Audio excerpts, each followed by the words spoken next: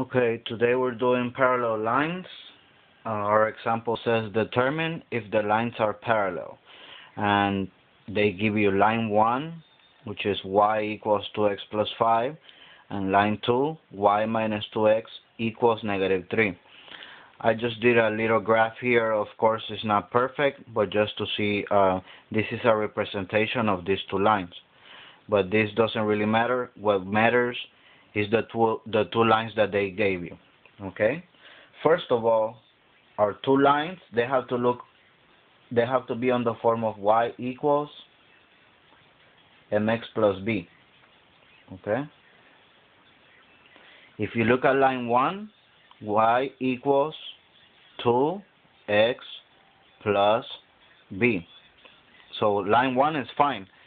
But if you look at line 2, y minus. Look at the equal sign. So you have a negative 2 here.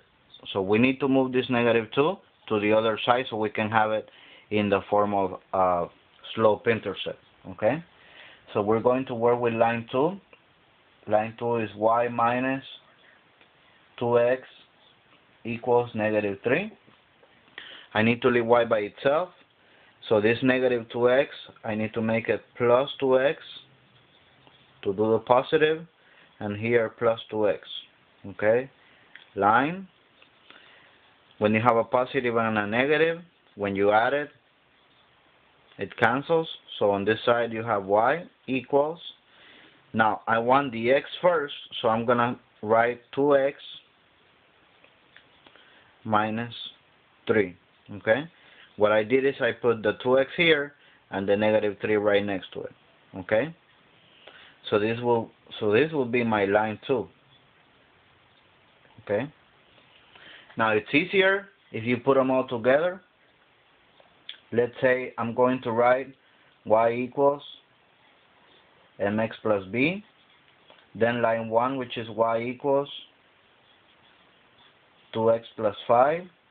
And then line 2, which is y equals 2x minus 3. Okay? Once you have the two lines, remember, the way that we know that two lines are parallel is because their slope